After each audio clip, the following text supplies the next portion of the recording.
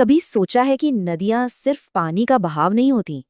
असल में ये तो सभ्यताओं की जीवन रेखाएं हैं। इन्होंने ही संस्कृतियों को जन्म दिया, हमारी अर्थव्यवस्थाओं को शक्ल दिया और सच पूछिए तो पूरी की पूरी दुनिया बना दी जिनसे होकर ये गुजरती हैं। तो सवाल यही है, क्या सच में एक अकेली नदी अपने आसपास की पूरी दुनिया को डिफाइन कर सकती है? मतलब सब कुछ बदल सकती है? चलिए इसी सवाल का जवाब ढूंढते हैं। और इसके लिए हम निकलेंगे एक सफर पर, जहां हम दो बहुत बड़ी, बहुत अलग नदी प्रणालियों को आमने सामने रखकर देखेंगे। तो ये रहा हमारा रोड मैप। इस पूरी कहानी को हम 5 हिस्सों में समझेंगे। सबसे पहले देखेंगे कि बड़ी नदियों के किनारे जिंदगी होती कैसी है। फिर हम गोता लगाएंगे अमेज़न की दुनिया में, जिसे पृथ्वी के फेफड़े भी कहते हैं। उसके बाद चलेंगे गंगा ब्रह्मपुत्र के मैदानी इलाकों में। फिर इन दोनों दुनियाओं की तुलना करेंगे और आखिर में देखेंगे कि आज ये दोनों किस एक जैसी मुश्किल का सामना कर रही हैं।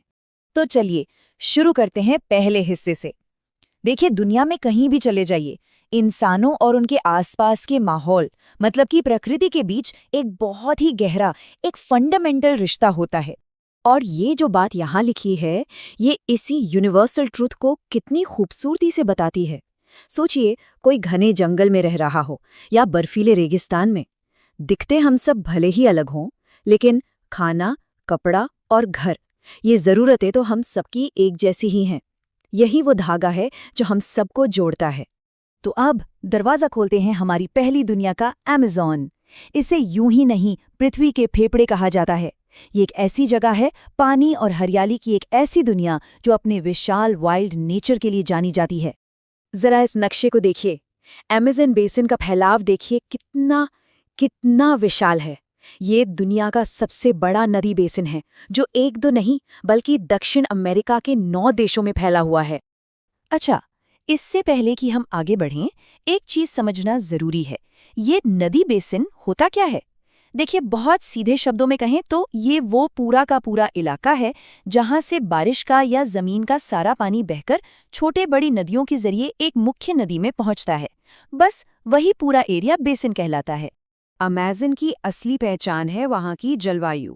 सोचिए, एक ऐसी जगह जहां साल के 365 दिन मौसम गर्म और चिपचिपा रहता है, लगभग रोज बारिश और हवा में नमी इतनी कि हमेशा चिपचिपाहट महसूस हो।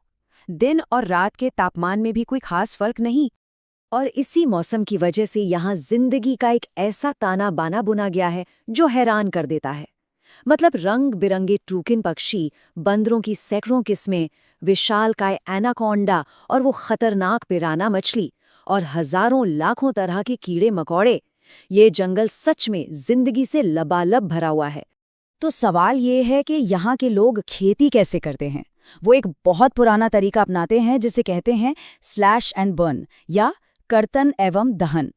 होता ये है कि जंगल का एक छोटा सा हिस्सा साफ किया जाता है, पेड़ों झाड़ियों को काटा जाता है, फिर सूखी हुई चीजों को जला दिया जाता है, जिससे राख मिट्टी में मिलकर खाद का काम करती है।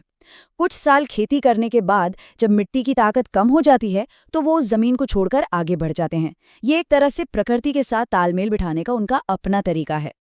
अब ये बात बड़ी दिलचस्प है। जंगल इतना विशाल और इंसानी आबादी ना के बराबर। यहाँ लोग मलोका कहे जाने वाले बड़े बड़े घरों में एक साथ रहते हैं, मतलब एक पूरा समुदाय एक ही छत के नीचे। और इन घरों की छतें देखिए कितनी ढलान वाली होती हैं। ऐसा इसलिए ताकि मूसलाधार बारिश का पानी फौरन बह जाए।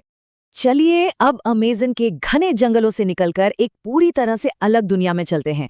महाद्वीप बदलते हैं और पहुंचते हैं गंगा ब्रह्मपुत्र बेसिन में। ये एक ऐसी दुनिया है जो इंसानों से भरी हुई है, एक ऐसा केंद्र जहां जिंदगी की हर धड़कन मॉनसून पर टिकी है। यहाँ नक्शे पर देखिए, ये गंगा ब्रह्मपुत्र बेसिन है। भारत के उत्तरी मैदानों में फैला हुआ एक बहुत बड़ा और बहुत ही उपजाऊ इलाका। इसे गंगा, ब्रह्मपुत्र और उनकी हजारों सहायक नदियां मिलकर बनाती हैं। और यहाँ की जलवायु वो है मॉनसूनी, मतलब साल के कुछ महीने, खासकर गर्मियों में जबरदस्त बारिश, और फिर सर्दियां जो काफी हद तक सूखी रहती हैं। यही बारिश और सूखे का चक्र यहाँ के जीवन की लय तय करता है। अमेज़न से बिल्कुल उलट, ये इलाका एक ह्यूमन हार्टलैंड है, मतलब एक मानवीय केंद्र। ये दुनिया के सबसे घनी आबादी वाले इलाकों में से एक है। और यहाँ देखिए, वाराणसी जैसे शहर सदियों से, हजारों सालों से नदी के किनारे ही बसे हैं और फल फूल रहे हैं। ये दिखाता है कि यहाँ लोगों का नदी से कितना गहरा नाता है। अच्छा, आबादी के घनत्व को जरा इस नंबर से समझिए। इसी बेसिन में पड़ने वाले बिहार राज्य में हर 1 स्क्वायर किलोमीटर में 1102 लोग रहते हैं। सोचिए जरा, कहाँ अमेज़न का खुलापन और कहाँ यहाँ लोगों का इतना घना बसाव। तस्वीर बिल्कुल अलग है। अब जाहिर सी बात है, इतनी बड़ी आबादी का पेट भरने के लिए खेती भी बड़े पैमाने पर होती होगी। यहाँ की मुख्य फसल है धान, यानी चावल, जिसे मॉनसून की बारिश की सख्त जरूरत होती है। इसके अलावा गेहूं, जूट, गन्ना और चाय, ये सब यहाँ की अर्थव्यवस्था की रीढ़ हैं। तो अब तक हमने इन दोनों दुनियाओं को अलग अलग समझा। अब वक्त है इन्हें आमने सामने रखने का। चलिए अब करते हैं इन दो दिग्गजों की सीधी तुलना। ये टेबल समझो पूरी कहानी का निचोड़ है। एक नज़र में सारे फर्क साफ हो जाते हैं। जलवायु देखिए, अमेज़न में इक्वेटोरियल मतलब साल भर गर्म और नम, और गंगा ब्रह्मपुत्र में मॉनसूनी मतलब मौसम के हिसाब से गीला और सूखा। वनस्पति, अमेज़न में घने रेन फॉरेस्ट, तो यहाँ पतझड़ी जंगल। और सबसे बड़ा अंतर, पॉपुलेशन डेंसिटी, अमेज़न में बहुत कम, यहाँ बहुत बहुत ज्यादा। और इसी से जुड़ा है अर्थव्यवस्था का फर्क। एक तरफ शिकार और इकट्ठा करने पर आधारित जीवन, तो दूसरी तरफ बड़े पैमाने पर स्थायी खेती।